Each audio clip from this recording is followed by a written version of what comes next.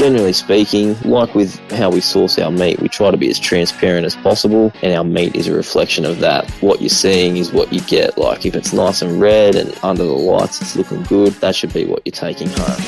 This is the Australian Butchers Guild podcast, brought to you by Meat and Livestock Australia, the podcast for passionate butchers. G'day and thanks for listening to the ABG podcast. I'm your host, Doug Piper. In this episode, I'm catching up with a great butcher and owner of Cleaver Co Quality Meats from southern New South Wales, Lachy Kerr. Lachy's got a couple of shops and they both specialise in serving their customers responsibly sourced meats. Lachy's developed some great relationships with his producer suppliers over the years and is extremely proud of his achievements. So listen in as we catch up with Lachy and hear his story around running a butcher shop in New South Wales. G'day, Lachy. Hey, Doug. How you going, mate? I'm well. How's things down Wollongong way? Mate, not too bad at the moment. A bit of a hectic start to the year, but yeah, we're going okay. So you got two shops. Whereabouts are they situated, mate? In Greater Wollongong, our shop, Cleaver Co. We've got a shop in Gwynville, which is a suburb near the university in Wollongong, and we've got a shop in Port Kembla, just south of Wollongong, yeah. So how long have you been in the shops for? Well, I started the original shop in Gwynville in 2016. The second shop we took on as a lease. Yeah, we just took over a lease in about 2020. Initially, we took it on just for cool room space and did all our sales out of Gwynville. But just in the last 8 months, yeah, we've opened a butchery counter there as well, all up just shy of 9 years.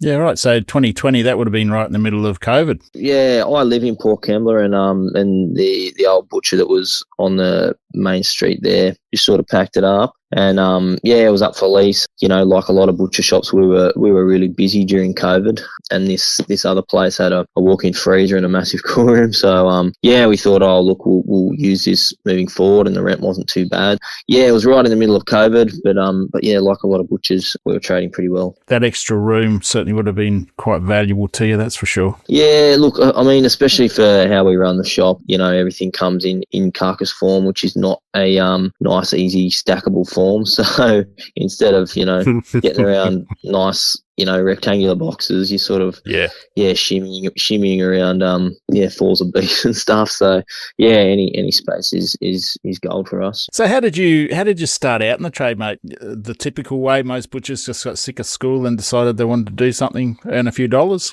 Yeah, sort of. Look, I did finish school. I finished year 12, which, you know, going by a lot of guys that I've worked with in the past is maybe a little bit different. Like I did finish year 12. Basically, before I even finished my last HSC exam, I had this job lined up. So my older brother, he's one of his best mates, Pete. His dad was one of the teachers at Wollongong West TAFE, where butchery's taught down here. And yeah, I was interested in butchery just for whatever reason. Yeah, he sort of did the ring around on a couple of shops and got me like an interview, and I just went into a local shop in Tarrawanna, which is just north of the CBD, and had an informal interview, and yeah, I finished my HSC on the 21st of October and started full-time work on, I think, the 1st of November. So a couple of days off and then into it, yeah. So tell us a little bit about your business. You've got a great business model there. Tell the butchers about what you actually do. Yeah, so with our shop, as I was sort of saying before, a little bit different to some other shops. Basically, the way we get all our meat is purely in carcass form, so as a whole animal. So whole pigs, whole lambs, beef, even whole chickens. We break up our own chooks.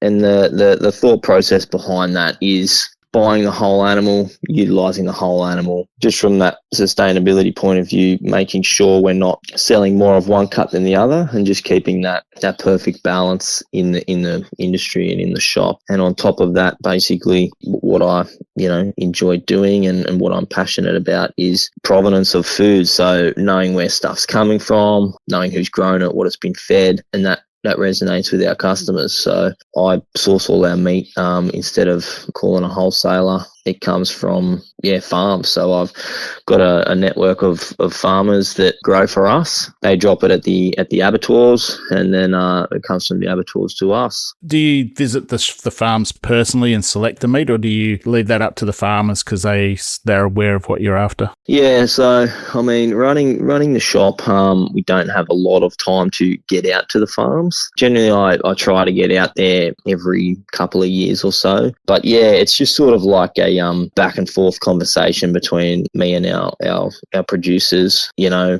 and seasonally it does change, just being, that constant line of communication and being back and forth about how the beef's looking, how it's dressing, what we sort of need more of, or it's basically like constantly monitoring how things are going. But yeah, I do leave it up to those guys to pick out what they've got that's got, enough, we do like a bit of fat cover on our beef, not too much on the pork. It's just constant feedback to each other about what we need, Yeah, keeping that line of communication open is extremely important. Otherwise, you can certainly get burnt along the way. Do you have any particular specs like weight range, or do you leave that up? You've obviously got a weight range there that you specify. Yeah, so it is a little bit different to ringing up the wholesaler and being like, mate, I want 220 to 230, this much fat depth, week in, week out, all year. Working with, a natural product off only a handful of farms,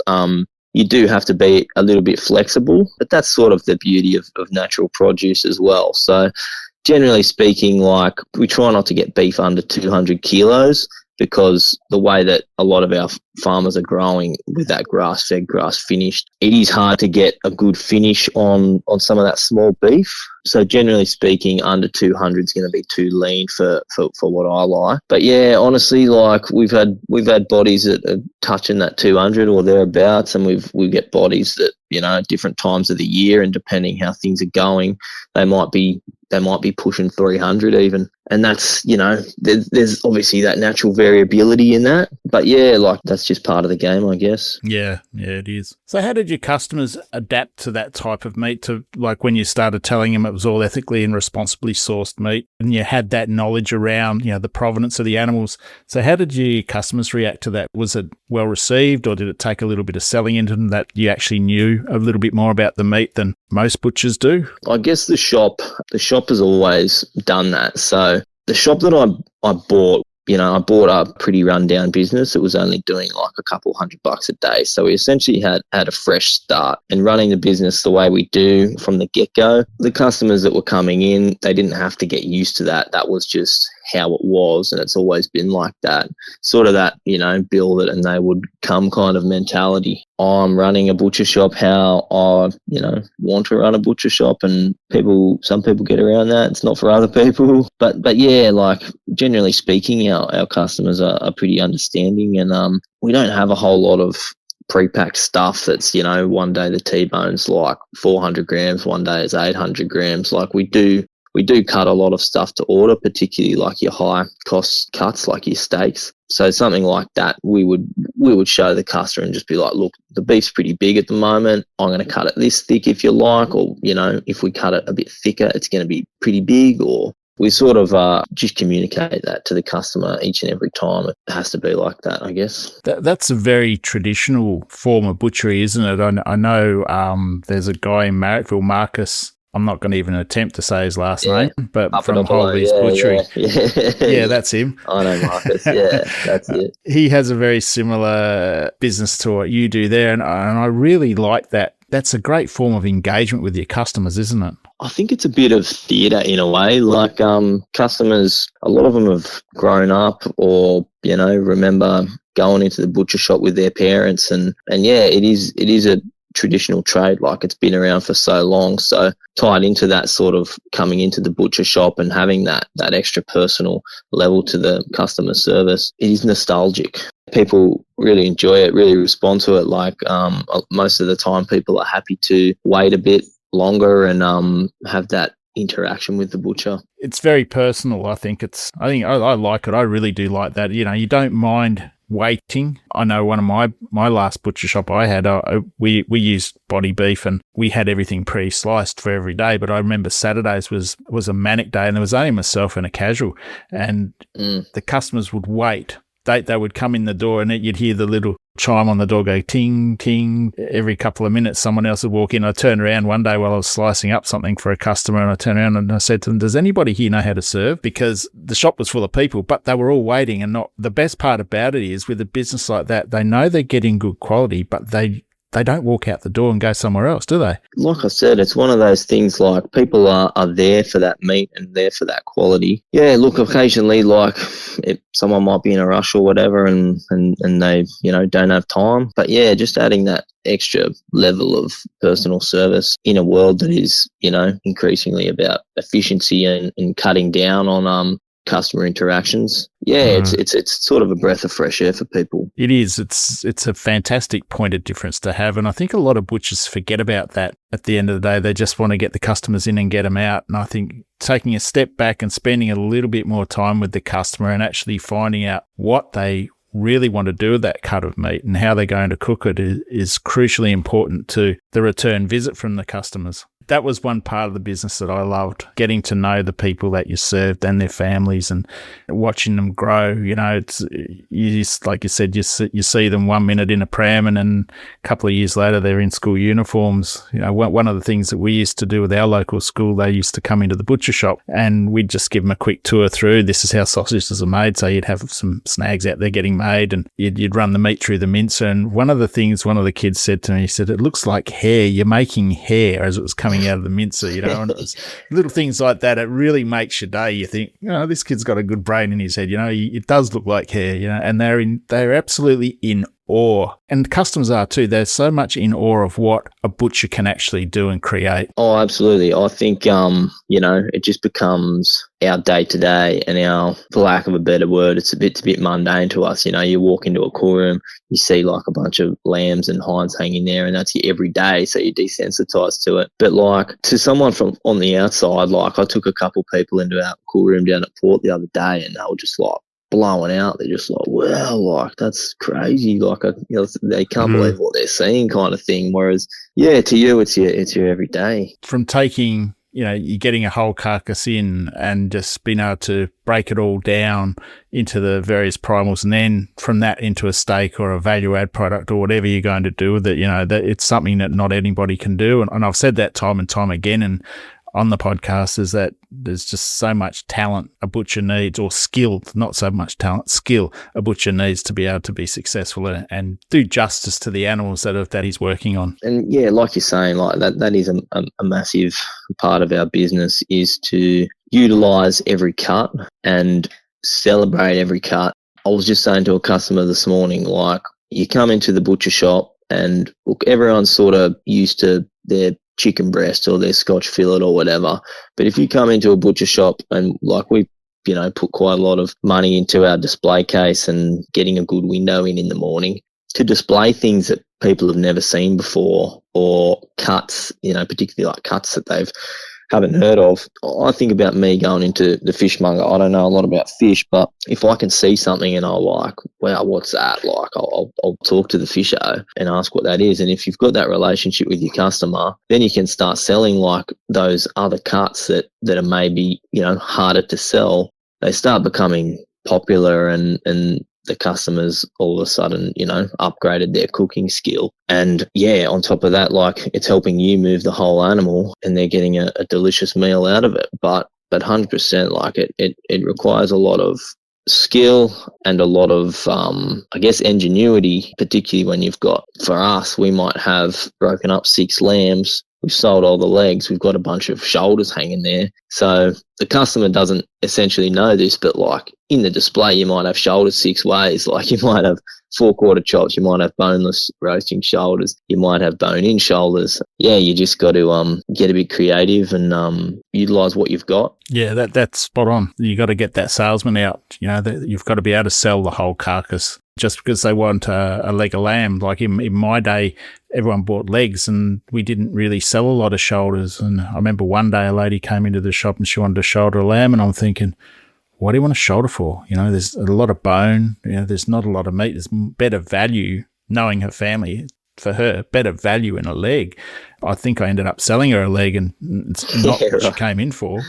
Yeah. But at the end of the day, like when I look at it now, I would much rather a shoulder any day of the week than a leg. Yeah. The flavour, the difference, it's completely different end of the animal, obviously, but it just the flavour and everything is so much better. So finding butchers to break beef these days, is that much of an issue for you, or are you being blessed and you get lucky and get a few walk through the door every now and again that have that skill? I wouldn't say we're blessed. We've sort of intentionally always, been happy to train people up. One sort of drama that I've faced starting the shop was I was only 24 when I bought the shop. So sort of wanting to do something a little bit different, and that not even different. Butchery was going one way, and then all of a sudden the shop I wanted to run was essentially like a shop from decades ago, like farm direct meat, whole animals, everything, no boxes, very little marinades. It was hard to find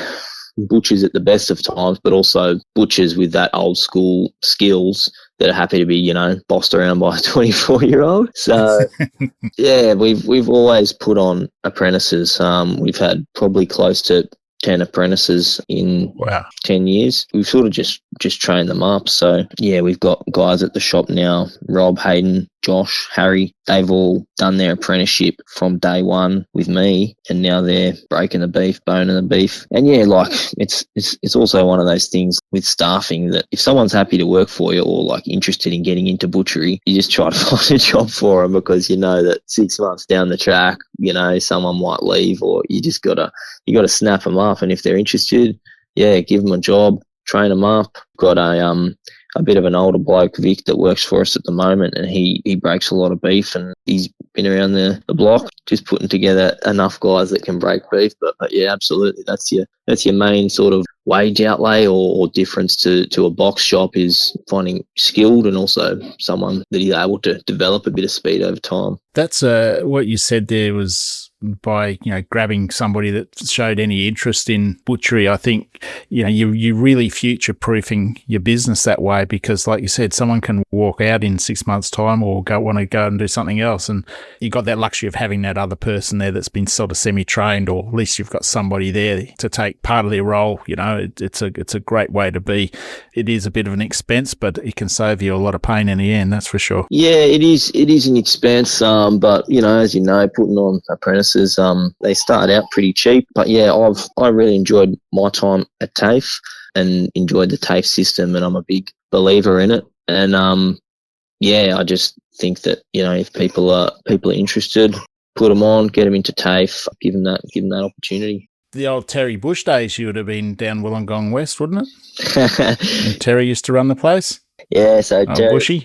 When I was at TAFE, Terry Bush was head teacher. Rob Varches was the one that got me my initial job at Tarrawanna. I've got a lot of time for those guys. Like a lot of the TAFE, so West Wollongong had some great teachers there, and I've known Terry. I've been with MLA for 18 years, and I used to go down to West Wollongong. I'd get a phone call off Terry every now and again. He says, "When you're coming down to speak to my boys," and I used to go down there maybe 2 or 3 times a year and just have a chat to the apprentices about butchery, about MLA, what we do. And you might have been in one of the classes one day, I don't know, but I wonder. But it was just a really good chat, and to see how Terry and his teachers handled the students and the respect that everybody had for Terry. Like you don't want to get on his bad side, that's for sure, because you'll never live it down. You will never win the argument, but he's such a great teacher and a role model for so many butchers, that have come out of that TAFE. When I was at TAFE, I guess in some ways they kept the butchery boys on a bit of a short leash, probably necessarily so sometimes. Yes, I was just thinking that. I remember going to TAFE and being like, "Oh, what are you wearing?" I'm like, "Oh, I'm in TAFE uniform," and other people were like, "What do you mean, like your TAFE uniform? He wears uniform to TAFE." But they're always, making sure we're dressed right, polish your boots, shave, and Yep. it all sort of come from Terry, and Mick Knowles is in charge now, and it's not what it used to be down there, just in terms of funding and stuff, which is a real shame. Yeah. But yeah, look, I think they still do a good job of producing good apprentices. I'd love to see like regular classes come back on there. We do send most of our apprentices to Granville at the moment, just because I believe just getting the hands-on experience, and just hanging out with other teenagers or young adults doing a butchery apprenticeship. It's good for relationships and good for morale to be hanging out and knowing people that are going through the same sort of life situation. Yeah, definitely. It's a good networking opportunity for the apprentices. Some of them build lifelong friendships and end up working together or whatever, or going into business together. And so many positives can be had from actually going to TAFE, because if you're spending every day in the shop and you're learning in the shop, I feel you're missing out on some very valuable time to be not just with the teachers but with the other students, because you find out that, hey, like you said, that they're all going through the same thing, they're all thinking the same things, so they're not on their own. I found that invaluable, and especially you do sort of get to know these guys, and for 2.5 years or whatever it is now. When I was going to TAFE, it was pretty much all like local guys, a few guys from the Highlands, and you do learn about other shops and see other ways of doing things that your boss might not show you. So are you doing any value adding in the shop at all? Yeah, look, we do very basic value adding. My sort of ethos, or what I sort of think, is most customers are pretty cluey, you know what I mean? Like, I don't want to have like that, and marinades have sort of maybe had their day. Like when I was an apprentice, we used to have a massive marinade cabinet, because marinades were new, and they're bringing out like a different marinade every month or whatever, and it's like, oh, try this and this, whatever. But like, I think probably done a disservice, but like it's easy to sort of disguise meat that's maybe past its best to put a really bright marinade on it and value add in that sense. And I think customers are pretty cluey, and they know, or maybe they've been bitten before by like a dodgy sort of butcher in the past. So generally speaking, like with how we source our meat, we try to be as transparent as possible, and our meat is a reflection of that. What you're seeing is what you get. Like if it's nice and red and under the lights it's looking good, that should be what you're taking home. Yep. We do some basic sort of, we have a crumb section. We sell a lot of schnitzels, sell a lot of crumb steak, which is really important to our business, just making sure you're getting rid of your top sides and rounds. So we've got a really good crumb steak trade. Yeah, we do a couple of marinades, like, your meatballs or honey soy wings or something like that, but it's literally like 3 or 4 trays. And we also try to use just some like more natural products. Like we go into such a big effort to source this, really high quality meat, that to put like a marinade full of preservatives or sugar or whatever, it just seems like counterproductive. So I don't know if you've heard of Herbie Spices or any of those sort of companies, but they've got really nice, clean, like spice mixes that just, you mix them up with a bit of oil or mix them into a bit of a paste, and they make a really good marinade. So we might do like a rubbed skirt, or like a tri-tip or something. Generally speaking, not a whole heap of value adding besides, schnitzels, sausages, and a couple of marinades here. I love hearing words like tri-tip, names of cuts like tri-tip, because there's not a lot of butchers sell them. But it's one of those trending cuts, a bit like the hanger and the flat iron steak. They're those cuts that you don't see very often out there, but they're those ones that I think champion the animal, because they've got such great flavour and they're easy to cook. Yeah. You get a great result. Yeah, as you're saying, like tri-tips, things like that, we get them off every cow. So sometimes people will get a cut that they haven't been able to get anywhere. They're like, oh, skirt steak or flank steak or a tri-tip. And it's like, oh, how often do you get this? Like, we buy whole animals, so we get this every week. Like, we've got multiple of them every week. And yeah, it's surprising to people, but it's also, you also instantly become their go-to next time they're looking for a hard to get cut, like they want a bit of oxtail or also bucco. Yeah, whereas I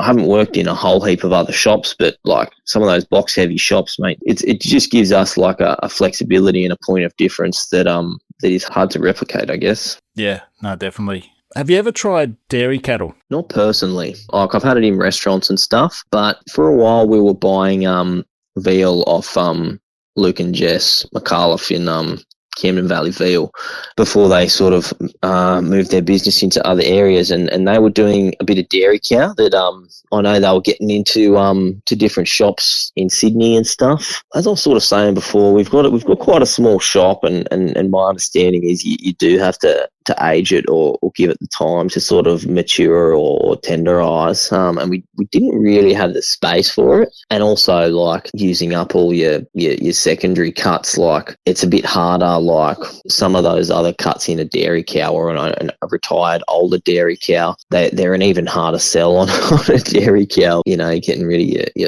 your silver sides and your blades rounds. No, we haven't tried it, but once again, like it's such a great utilization of a waste product. We've got such small parameters in Australia in our culture of what we deem to be acceptable eating meat that you know, there's I don't know how many species of animals, birds in the world, but we sort of focus in on these 3 or 4, you know, chicken, beef, pork, lamb, but there's so many other iterations either in those species alone, but also moving into your game and your other sort of game birds and stuff. There's so many other options for protein out there, and yeah, we stock a bit of that stuff too. It doesn't have a massive demand, but I think it probably should. I think you've got to keep your range pretty broad, especially with what you're doing, because people become accustomed to coming there to buy that, and then once they come there to buy that, the idea is they're going to buy something else, and then they'll keep on coming on. So, you know, having that range is crucial. Yeah, having a bit of, you know, they might sort of get their normal shopping, but they might say, oh, look, got a bit of, you know, venison osso bucco or a bit of kangaroo tail or fillet or whatever it is. Just having the trust in the butcher as well to grab something like that while they're there, and then give it a crack cooking it at home. That's where it happens, at home.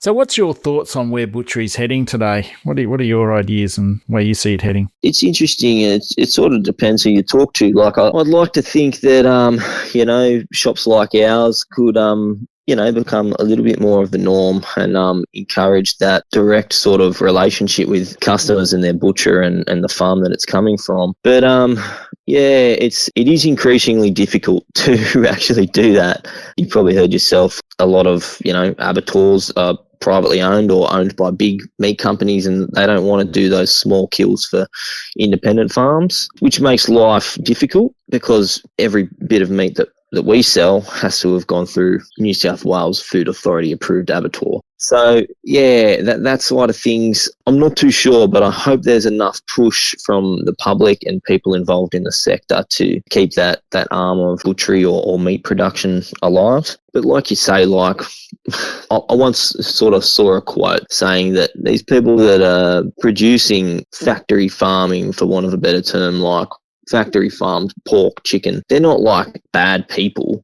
They're just listening to what consumers want and responding to that. So it all lies with the consumer and the demand. Like if people, you know, stand up and say, look, we want this kind of meat, we want it, you know, vaccine free, we want it fed this, there's always going to be people out there that, whether for, you know, ethical reasons or just financial reasons, they're going to fill that gap in the market. I do really hope that the industry can move a bit that way, and you do see it with how other butchers will advertise. They'll sort of be like, oh, you know, this is local or chemical free, or, you know, all those sort of buzzwords that after a while they might not necessarily be completely true, that a lot of people are trying to portray that because that's what customers want. But yeah, if we can get more transparency in the industry, there's going to be people to fill that hole if the market's there. So that's my hope for the industry anyway. Yeah, no, that's good, mate. I like that. It's the more butchers that sort of walk down that path, run business like what you and a few other butchers around are doing, it gives you a definite point of difference to the majors, to what they're doing, and educate customers more about what they're eating. I think it's fantastic for the trade and for the industry. It's sort of a funny one for us as well, because if you genuinely want that, like we try to shy away from that sort of elitism of being like, oh, everyone needs to eat this, like, you know, really well-grown meat. Like, we do try to make it accessible. Like, our prices are a little bit higher than maybe the supermarket, but realistically, industry-wide, they'd be acceptable. It might sort of sound weird from our point of view, but realistically, me and my shop, we do have quite a big point of difference, but the end game is not to be the only people doing that. I do want to see other butcher shops opening up like this, because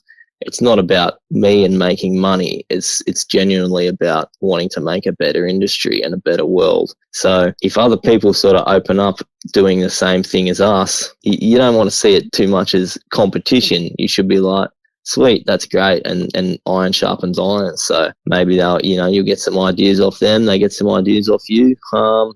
Yeah, I've heard some of your other guests before talking about butcher shops, you know, being in it together. It's not like, oh, you know, we're better than these guys because we don't sell that rubbish or whatever. It's about, yeah, what can we learn off this? Why is there a market for this?